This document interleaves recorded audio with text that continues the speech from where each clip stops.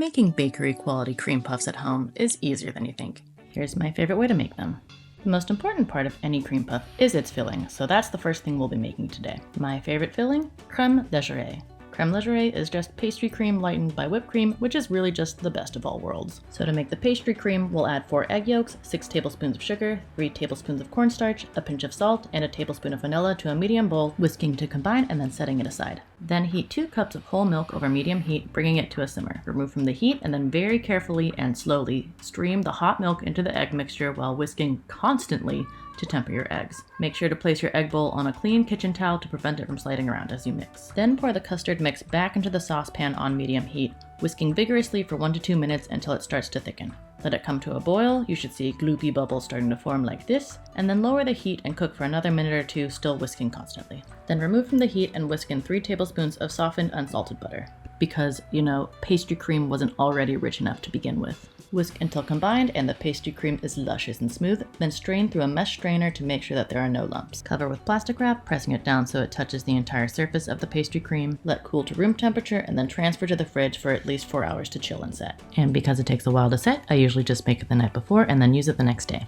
It's the next day, which means it's time to make some choux pastry. To do this, heat 1 cup of milk, 6 tablespoons of cubed unsalted butter, 2 teaspoons of sugar, and a half teaspoon of salt until boiling. Then remove from the heat and stir in 128 grams of flour until a dough forms and return to the heat to cook until the dough reaches 175 degrees. Now, in my opinion, using temperature to determine when your dough is done is what really sets this method apart and ensures perfect choux pastry every time. However, if you don't have a thermometer, other ways to tell that the dough is cooked enough is when you see a thin starchy film form on the bottom of the saucepan and the dough has pulled together into a cohesive dough ball. Next, transfer the dough to a stand mixer and mix with the paddle attachment until it has cooled back down to about 145 degrees. Then, gradually add in 4 room temperature eggs, letting each fully incorporate before adding the next. It will still be pretty chunky to begin with, but by egg 3 it should start to look smooth and pipeable. Your choux pastry is good to go when it's smooth, shiny, and a nice V of dough hangs off the paddle. Transfer the dough to a piping bag with a medium circle tip, and then grab 2 parchment-covered baking sheets. Secure the parchment paper by piping a little pastry onto each corner of the tray, and then holding the bag at a 90-degree angle, pipe 12 evenly spaced choux balls per tray.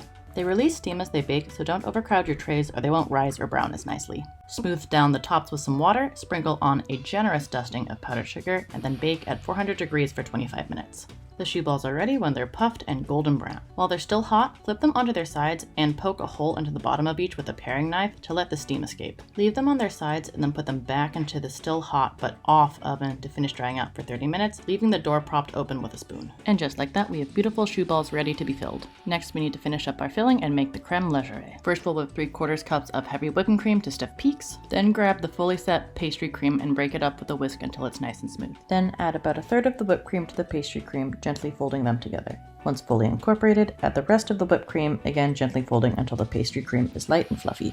Transfer to a piping bag and then set aside.